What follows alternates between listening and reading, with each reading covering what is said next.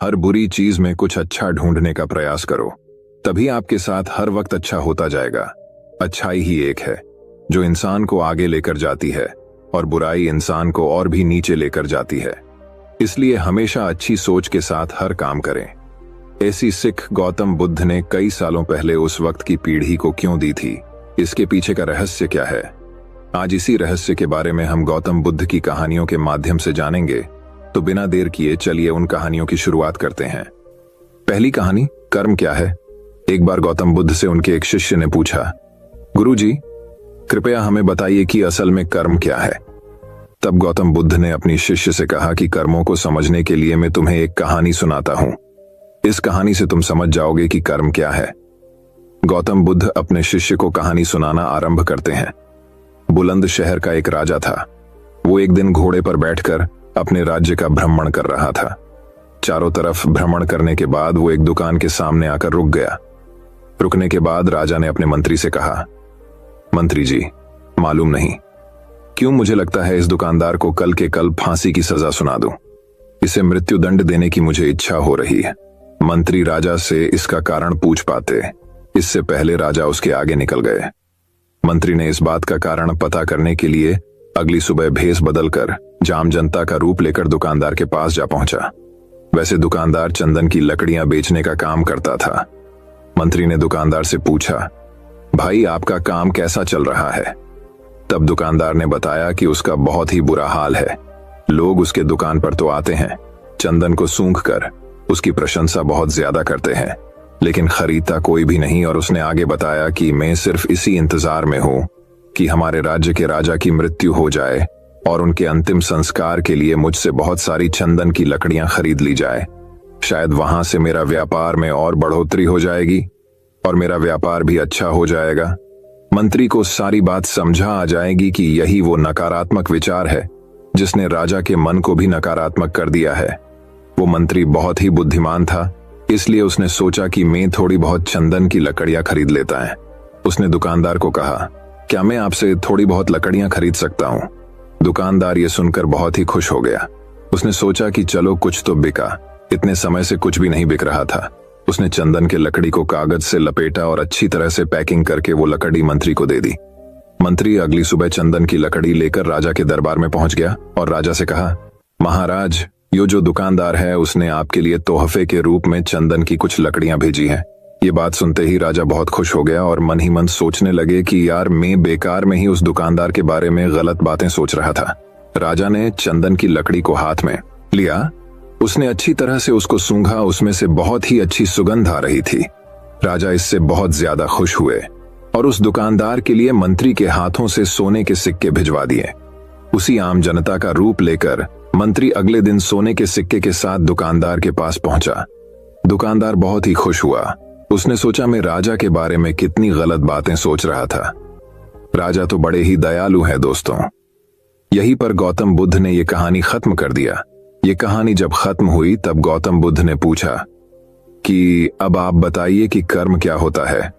शिष्य ने उत्तर देते हुए कहा कि शब्द ही हमारे कर्म है। हम जो काम करते हैं वही हमारे कर्म है। जो हमारी भावनाएं हैं वही हमारे कर्म है। गौतम बुद्ध ने सभी शिष्य के जवाब सुनने के बाद ये कहा, आपके विचार ही आपके कर्म है। अगर आपने अपने विचारों पर नियंत्रण करना सीख लिया तब आप एक महान इंसान बन जाते हैं। जब आप अच्छा सोचते हैं तब आपके साथ अच्छा होता ही है और वो होता ही रहेगा। दोस्तों, आपने देखा कि अगर आप अच्छा सोचोगे तो दूसरे लोग अपने आप आपके बारे में अच्छा सोचने लग जाएंगे। इसलिए अच्छा सोचने की कोशिश करो। हाँ, बुरे विचार आएंगे, फिर भी आपको इसके लिए अवेयर होकर अच्छा सोचना चाहिए। अच्छा सोचकर तो देखिए, तब अच्छा ही होने लगेगा। बुराई में भी अच्छाई को ढूंढे और आपके साथ तब अच्छा ही होने लगेगा। मैंने ऐसा खुद करके देखा है। तो दर्शकों, अब चलिए हमारे दूसरे कहानी की शुरुआत करते हैं। दूसरी कहानी, हीरा और उसकी परख। बहुत साल पहले की बात है। एक व्यक्ति को उसके पिता ने मरते समय 2 बड़े हीरे देते हुए कहा कि इनमें से एक असली हीरा है और एक कांच का टुकड़ा है। परंतु आज तक कोई भी इंसान ही पहचान नहीं पाया है कि इनमें कौन असली है और नकली है। ये मेरा स्वर्गीय पिताजी की दी हुई निशानी है जिसे आज मैं तुम्हें सौंप रहा हूं। उस व्यक्ति के पिता ने यह कहकर अपने प्राण त्याग दिए थे। उस व्यक्ति का नाम था गोपाल। पिता के मरने की कुछ दिन बाद गोपाल अपने राज्य के राजा के पास गया और उनसे कहा कि मेरे पास एक जैसे दो हीरे हैं, जिसमें एक असली है और एक कांच का है। यदि कोई उन हीरों को परख कर असली और नकली के बारे में बता देगा तो मैं यह हीरा राज्य के राजकोष में जमा कर दूंगा, और यदि कोई उसके बारे में सही नहीं बता पाएगा तो ऐसी स्थिति में आपको मुझे राजकोष में से हीरे की कीमत का धन देना पड़ेगा। राजा ने गोपाल की शर्त मान ली और कई पारखियों को उन हीरों को पहचान की कार्य में लगा दिया, परंतु राज्य का कोई भी पारखी उन हीरों में से असली और नकली हीरे के बारे में नहीं बता पाया। अतः राजा को गोपाल को उसके हीरे की कीमत का धन अपने राजकोष से देना पड़ा। इसी तरह गोपाल दूसरे कई बड़े राज्य में गया, वहां की राजाओं से भी इसी प्रकार की शर्त रखकर जीतता आया और अपने हीरे को बिना बेचे ही बहुत सारी धन एकत्र कर लाया। गोपाल अपने उस धन को लेकर खुशी खुशी अपने घर वापस आ रहा था कि रास्ते में उसे एक छोटा सा राज्य और मिला। गोपाल ने उस राज्य के राजा से भी जाकर भेद की, जाड़े का समय था, इसलिए उस छोटे से राज्य के राजा ने अपने दरबार खुले मैदान में लगा रखा था, जिससे सभी दरबारी और राज्य की जनता धूप सेकते हुए राज दरबार का काम निपटा रही थी। तभी गोपाल भी राजा से इजाजत लेकर वहां आया और उसने राजा से कहा कि मेरे पास दो हीरे हैं, जिसमें एक असली और एक नकली है। मैं हर राज्य के राजा के पास जाता हूं और दोनों हीरो को परखने के लिए कहता हूं, पर आज तक मेरे उन दो हीरो को कोई परख नहीं पाया है।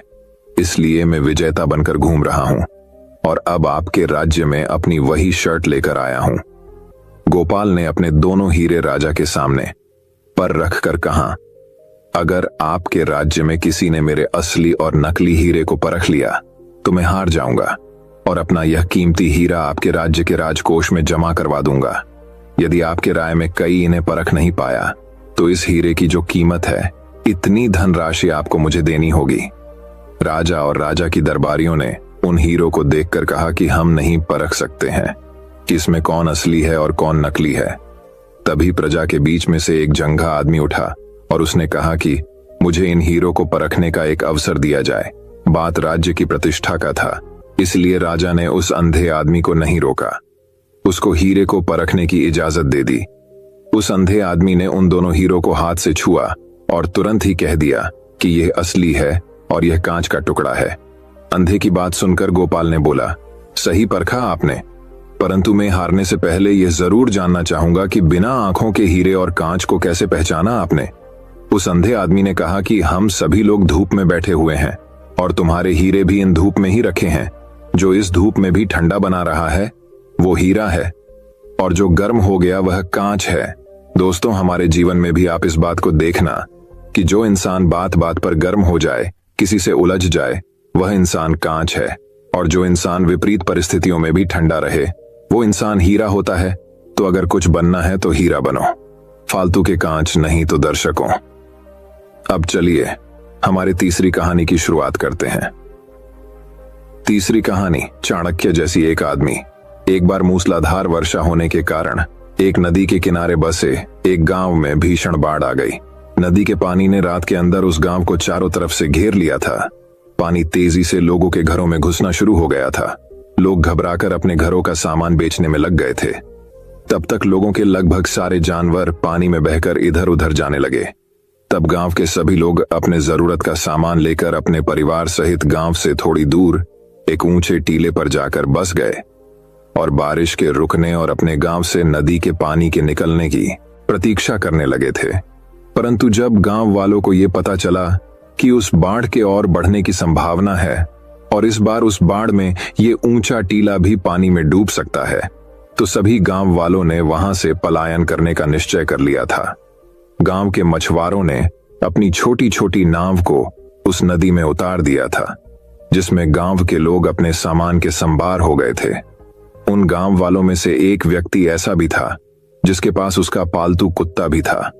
लोगों ने उस व्यक्ति से कहा कि वो अपने कुत्ते को साथ लेकर न चले, लेकिन वो व्यक्ति अपने कुत्ते को छोड़ने के लिए तैयार नहीं हुआ। आखिरकार उस व्यक्ति के साथ उस कुत्ते को भी उस नाव में बैठा लिया गया।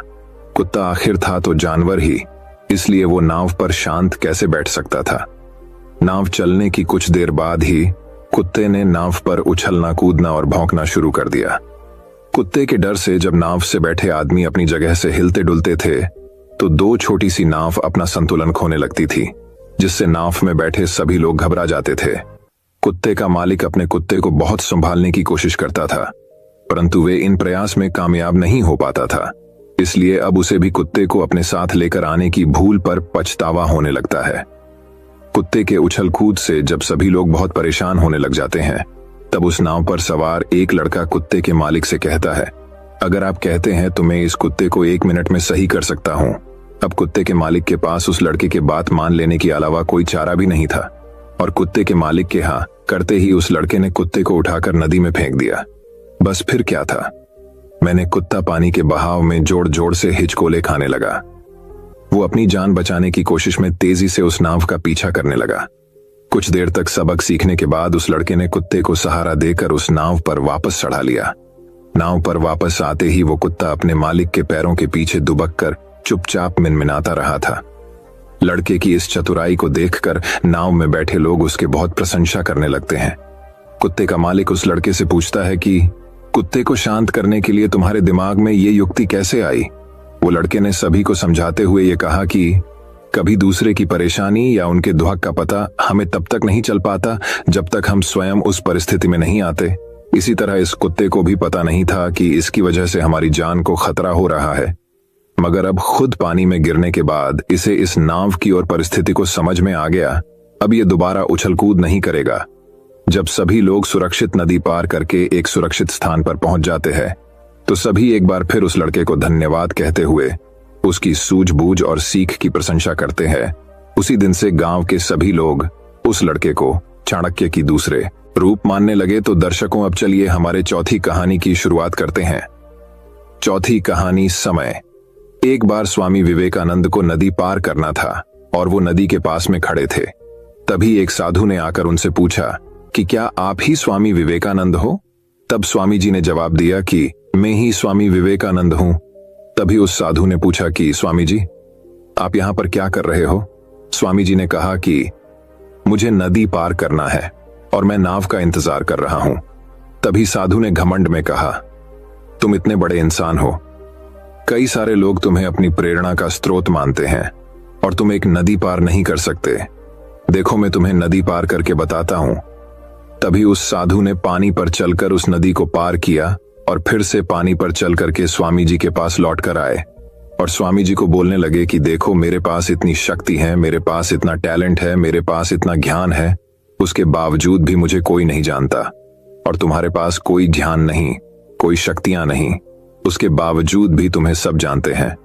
तभी स्वामी जी मुस्कुराए और साधु से पूछा कि तुम्हें यह विद्या सीखने में कितना टाइम लगा? साधु ने कहा कि 15 साल। इतने में स्वामी जी नाव आ गई और स्वामी जी ने साधु को नाव में बैठाया और वहां से चल दिए। दोनों ने नाव में बैठकर नदी पार की और नदी पार करने के बाद स्वामी जी ने अपनी जेब से 1 रुपए बाहर निकाला और उस नाव वाले को दे दिया, यानी कि दोनों के मिला के 50 पैसे यानी 1 रुपए उन्हें दे दिया। तभी स्वामी जी ने साधु से कहा कि जो काम तुम पीछा पैसे में कर सकते थे, उसके लिए तुम अपनी जिंदगी के बहुत कीमती पढ़ाते साल बर्बाद कर दिए, और अगर यही पढ़ा साल तुम अगर समाज के भलाई के लिए लगाते तो आज तुम्हें भी पूरी दुनिया जानती, और मैंने यही किया, इसलिए आज मुझे पूरी दुनिया जानती है और तुम्हें कोई नहीं जानता। और स्वामी जी ने फिर से उस साधु से कहा कि तुम्हारी तरह ही कई सारे लोग इसी तरह से अपने दिन, हफ्ते, महीने और साल लगा देते हैं जिनका उनकी जिंदगी में कोई मतलब नहीं निकलता। इसलिए दोस्तों, आप अपनी टाइम को ऐसी जगह पर लगाओ जहां पर उसका एक्चुअल में कोई मतलब निकले, क्योंकि टाइम से बढ़कर इस दुनिया में कोई भी इंपॉर्टेंट चीज नहीं है। अगर समय बर्बाद तो जिंदगी भी बर्बाद। आपने अक्सर ज्यादातर लोगों को कहते सुना होगा, काश समय रहते ही हमने उस काम को कर लिया होता तो आज हम वो बन जाते, या काश अगर उस टाइम हम अपने कितनी वक्त को बर्बाद नहीं किया होता घूम फिर के, पार्टी करके, तो आज हम जिंदगी में कुछ कर लेते। तो दर्शकों, अब चलिए हमारे 5वीं कहानी की शुरुआत करते हैं। 5वीं कहानी, लोग तो हमेशा फायदा उठाएंगे। एक समय की बात है, एक राजा था जिसने अपने जीवन काल में कई लड़ाइयां जीती और काफी हद तक अपने साम्राज्य का विस्तार किया, क्योंकि समय के साथ राजा की सूझबूझ और साहस के कारण साम्राज्य बढ़ता गया। राजा या तो अपने शत्रुओं को परास्त करके वहां अपने साम्राज्य का झंडा गाड़ देता था, या फिर शत्रु स्वयं उसके सामने आत्मसमर्पण कर देता था। साम्राज्य के अंदर भी सुख और शांति का माहौल था। लोग बिना किसी डर के खुशी से रहते थे। इसी तरह उनका जीवन 55 वर्ष का रहा। स्पान राजा बहुत खुशी और धूप के साथ रहता था, लेकिन अब वह वयस्क हो चुका था। उसका एक ही बेटा था, जिसकी उम्र सिर्फ 15 साल थी। राजा जानते थे कि इतने बड़े साम्राज्य पर शासन करने के लिए उम्र से ज्यादा समझदारी और कुछ महत्वपूर्ण बातें मायने रखती हैं।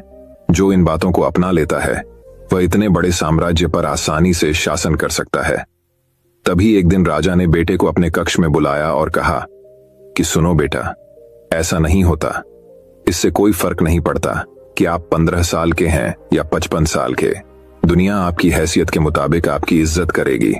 हर कोई चाहता है कि लोग उसकी इज्जत करें, उसे मजबूत समझें, लेकिन यह इतना आसान नहीं है।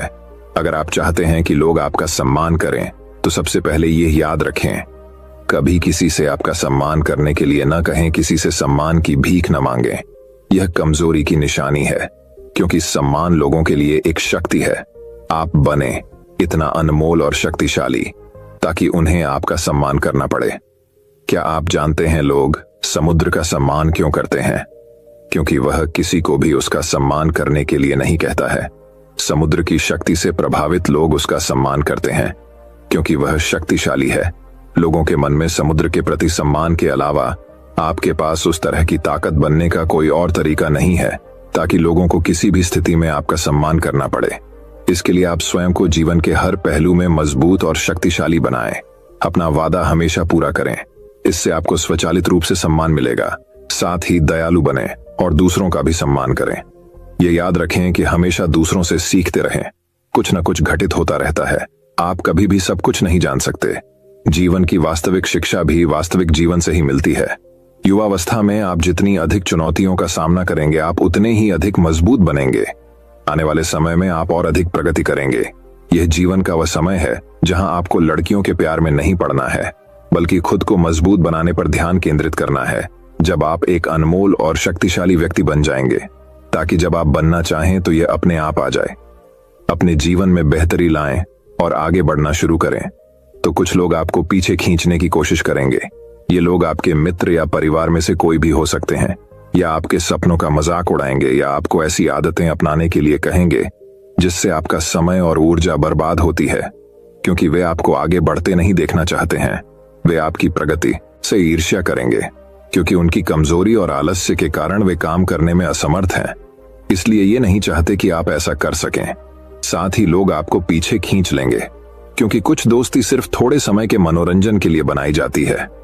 इसलिए जब आप उन चीजों को करना बंद कर देंगे, तो उनका मजा कुछ समय के लिए कम हो सकता है जो वह आपके साथ बिताते थे।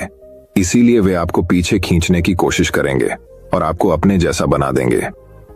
यदि आप सोच रहे हैं कि मुझे इतना त्याग क्यों करना चाहिए, जीवन आराम से जीना चाहिए, इसलिए यह याद रखें कि यदि अपने लक्ष्य के लिए अपनी इच्छा नहीं छोड़ेंगे, तो आपको अपने लक्ष्य का बलिदान देना होगा।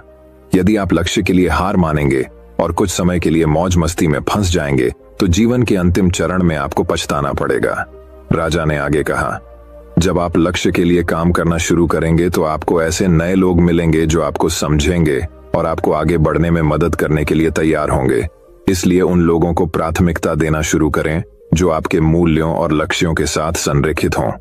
बस उन लोगों से दूर हो जाएं जो आपको रोक रहे हैं, और उनके साथ रहकर आपका भविष्य अद्भुत हो। बुरे लोग आपके परिवार के सदस्य और दोस्त भी हो सकते हैं, इसलिए उनसे दूर से ही प्यार करें। पहले इसके लिए आपको सफल आदतें अपनानी होंगी। कई बार आपको दूसरी जगह जाकर रहना पड़ता है। आपको भी अकेलापन महसूस हो सकता है, लेकिन यह बुरा नहीं है। कुछ समय अकेले रहना अच्छा है, क्योंकि इससे यह समझने में मदद मिलती है कि आप वास्तव में कौन हैं और आप जीवन में क्या हासिल करना चाहते हैं। एकांत में आप तब भी अपना काम पूरे ध्यान से कर सकते हैं जब कोई नहीं देख रहा हो। लोगों को सब कुछ दिखाने की जरूरत नहीं है कि आपको क्या मिला और आप आगे क्या करने वाले हैं। बस अपना काम करो, चाहे लोग आपको नोटिस करें या नहीं। और साथ ही मनी मैनेजमेंट के बारे में भी जानें। खुद को शारीरिक और मानसिक रूप से मजबूत रखें। इसके बावजूद आपको जीवन में कई चुनौतियों का सामना करना पड़ेगा, और हो सकता है कि कभी कभी आप गिर भी जाएं। लेकिन उसी स्थिति में अपनी हार को खुले दिल से स्वीकार करें। हर सफल व्यक्ति अपनी हार और गलती स्वीकार करता है, उससे सीखता है और उसे बेहतर बनाने के लिए लगातार काम करता है। उन चीजों के बारे में कभी शिकायत न करें जो घटित हो चुकी हैं और जिन्हें आप नियंत्रित नहीं कर सकते। आपको बस उन चीजों पर ध्यान देना है जिन्हें आप नियंत्रित कर सकते हैं। किसी भी चीज को अपनी मानसिक शांति भंग करने की अनुमति न दें। इसके लिए नियमित रूप से ध्यान और प्रार्थना करें। याद रखें कि एक व्यक्ति केवल उतना ही महान हो सकता है जितना वह कल्पना कर सकता है। इसीलिए एक बड़ा लक्ष्य बनाएं। जो कुछ भी आपको मिला है उसके लिए भगवान का शुक्रिया अदा करें, उनसे साहसी बनने और जीवन के हर पहलू में जीत हासिल करने की प्रार्थना करें। लोगों को यह समझने के लिए यह याद रखें कि जीवन पूरी तरह से परिप्रेक्ष्य पर निर्भर करता है। एक ही स्थिति में एक व्यक्ति का अपने प्रति दृष्टिकोण दूसरे से बिल्कुल भिन्न हो सकता है। यह प्रत्येक व्यक्ति के विचारों, भावनाओं और व्यवहार पर निर्भर करता है। वह उस चीज को कैसे देखता है। कभी निराश मत होना, अच्छी चीजों पर ध्यान दें। नकारात्मक रवैया आपके जीवन को निराशाजनक बना देगा, भले ही आपके पास बहुत सारा धन और शक्ति हो। जैसे जैसे आप अपने जीवन में आगे बढ़ेंगे तो आप देखेंगे कि आपके दोस्तों का समूह छोटा होता जा रहा है। लेकिन अगर आप बारीकी से देखेंगे तो आपको यह देखकर खुशी होगी कि उनमें से प्रत्येक में कुछ विशेष विशेषताएं होंगी जिनसे आप सीखेंगे और आपको आगे बढ़ने की प्रेरणा मिलेगी। अपने जीवन में जिम्मेदार बने। किसी ऐसे व्यक्ति को अपने साथ ले जाएं जिसे आप अपनी संपत्ति और शक्ति के बारे में सच बता सकें, और वह भी बिना डरे आपकी गलतियों और कमजोरियों के बारे में आपको सच बता सके। क्योंकि एक कड़वा सच हजारों मीठे झूठों से अधिक शक्तिशाली होता है। आपको यह पता चल जाएगा कि वास्तव में आप अपनी शक्ति और संपत्ति में कहां हैं। आपको और कितनी प्रगति करने की आवश्यकता है मेरे बेटे। इन बातों को अपने जीवन में अपनाकर तुम समय के साथ एक बेहतर इंसान बन जाओगे। जीवन में एक ऐसे मुकाम पर पहुंचे जहां लोग आपको बहुत मूल्यवान समझेंगे। लड़कियां आपके साथ रहना चाहती हैं, शक्तिशाली लोग आपसे दोस्ती करना चाहते हैं। इस अवसर पर जीवन आपके लिए एक खेल बन जाएगा। आप जो चाहें चुन सकते हैं और पसंद का काम करने के लिए विकल्प होंगे। जिस लड़की से आप प्यार करते हैं उससे शादी करें। आपके लिए यह आसान होगा। इस मंजिल पर मौज मस्ती करें और जीवन का आनंद लेना। ठीक है, लेकिन आप जो भी करें अपने मूल्यों और सिद्धांतों को कभी न भूलें जो आपको यहां तक लाए हैं। कई लोग सफल होने के बाद फिर से उसी पुरानी स्थिति में पहुंच जाते हैं क्योंकि वह सफलता की चकाचौंध में खो जाते हैं। अपने मूल्यों और सिद्धांतों को भूल जाओ जो मिला उन्हें यहां, और यही एक चीज उन्हें सफलता के शिखर से नीचे गिरा देती है। और जैसा कि मैंने आपको शुरुआत में कहा था कि दयालु बने और कभी भी सीखना बंद न करें, क्योंकि आप एक बार जीत गए हैं तो इसका मतलब यह नहीं है कि आप हमेशा जीतेंगे। ये हमेशा जरूरी है जीतने की ताकत। इसलिए कभी भी अपने आप को निराश न करें। जीवन के हर पहलू में हमेशा अपनी ताकत बढ़ाते रहें। तो दर्शकों, अब चलिए हमारे छठी कहानी की शुरुआत करते हैं। छठी कहानी दोस्तों बात बहुत समय पहले की है। एक बार राजा चंद्रसेन उनके मंत्री माधव से नाराज हो गए और उन्होंने माधव को राज्य छोड़ने का आदेश दे दिया। माधव भी अपने राजा के आदेश का पालन करते हुए राज्य छोड़कर चले गए।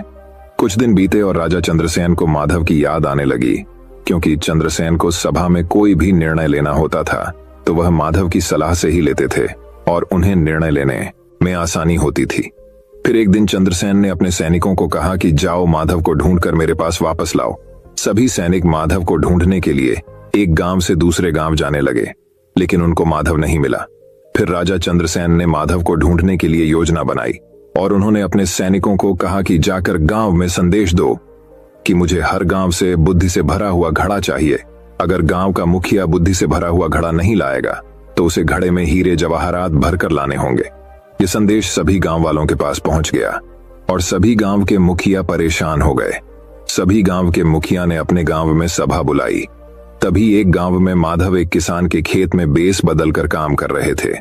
जब सभा बुलाई गई तो माधव भी वहां पहुंचे।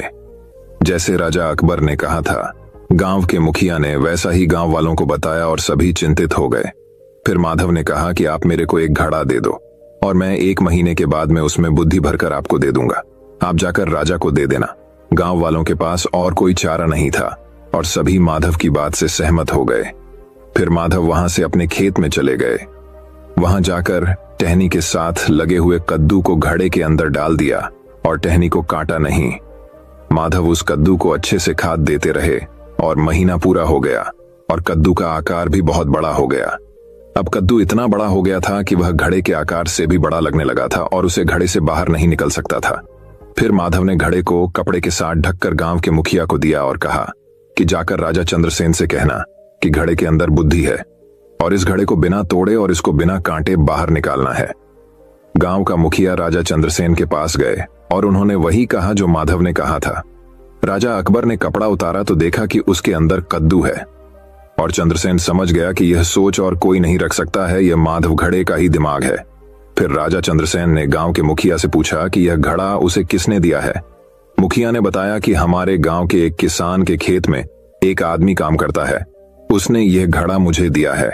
फिर चंद्रसेन गांव के मुखिया और सैनिकों को साथ लेकर उस खेत में गए और जाकर माधव को मिले और माधव से माफी मांगी। दोस्तों, ये कहानी हमें यह शिक्षा प्रदान करती है कि इस कहानी से हमें यह शिक्षा मिलती है कि सूझबूझ के साथ हर समस्या का हल निकाला जा सकता है। तो दर्शकों, अब चलिए हमारे 7वीं कहानी की शुरुआत करते हैं। 7वीं कहानी, वही एक और कहानी, कुछ इस प्रकार शुरू होती है। एक गांव में एक मालिक के पास अनेकों गुलाम हुआ करते थे। उन्हीं में से एक था लुकमान। लुकमान था तो सिर्फ एक गुलाम, लेकिन वह बड़ा ही चतुर और बुद्धिमान था। उसकी ख्याति दूर दराज के इलाकों में फैलने लगी थी। एक दिन इस बात की खबर उसके मालिक को लगी। मालिक ने लुकमान को बुलाया और कहा, सुनते हैं कि तुम बहुत बुद्धिमान हो, मैं तुम्हारी बुद्धिमानी की परीक्षा लेना चाहता हूं। अगर तुम इस परीक्षा में पास हो गए तो तुम्हें गुलामी से छुट्टी दे दी जाएगी।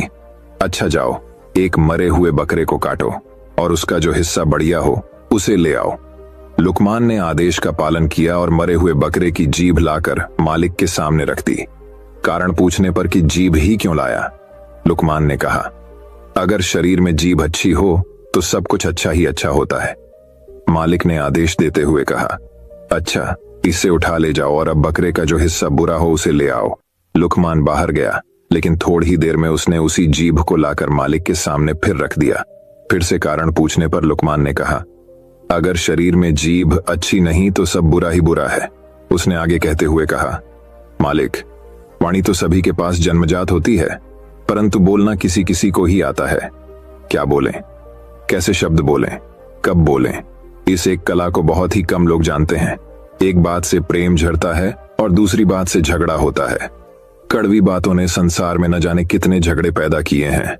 इस जीभ ने ही दुनिया में बड़े बड़े कहर ढाए हैं। जीभ 3 इंच का वो हथियार है जिससे कोई 6 फीट के आदमी को भी मार सकता है, तो कोई मरते हुए इंसान में भी प्राण फूंक सकता है। संसार के सभी प्राणियों में वाणी का वरदान मात्र मानव को ही मिला है। उसके सदुपयोग से स्वर्ग पृथ्वी पर उतर सकता है और दुरुपयोग से स्वर्ग भी नरक में परिणत हो सकता है। भारत के विनाशकारी महाभारत का युद्ध वाणी के गलत प्रयोग का ही परिणाम था। मालिक लुकमान की बुद्धिमानी और चतुराई भरी बातों को सुनकर बहुत खुश हुए। आज उनके गुलाम ने उन्हें एक बहुत बड़ी सीख दी थी और उन्होंने उसे आजाद कर दिया। मित्रों, मधुर वाणी एक वरदान है जो हमें लोकप्रिय बनाती है। वहीं कर्कश या तीखी बोली हमें अपयश दिलाती है और हमारी प्रतिष्ठा को कम करती है। आपकी वाणी कैसी है? यदि वो तीखी है या सामान्य भी है तो उसे मीठा बनाने का प्रयास करिए। आपकी वाणी आपके व्यक्तित्व का प्रतिबिंब है, उसे अच्छा होना ही चाहिए। दोस्तों, मैं उम्मीद करता हूं कि यह कहानी सुनने से आपके जीवन में अच्छे बदलाव आए होंगे। आपको इस वीडियो से क्या सीखने मिला ये कमेंट करके जरूर बताएं और अपने परिवार, दोस्तों या आपके करीबी इंसान के साथ ये कहानी शेयर करके उन्हें भी इस ज्ञान से परिचित करवाएं। बाकी अगर आपको ये वीडियो दिल से अच्छी लगी हो तभी इस वीडियो को लाइक कर देना और आपने अब तक इस चैनल को सब्सक्राइब न किया हो तो चैनल को सब्सक्राइब भी जरूर कर देना। आपका हर दिन शुभ हो और खुशियों से आपका जीवन भरा रहे। धन्यवाद। नमो बुद्धाय।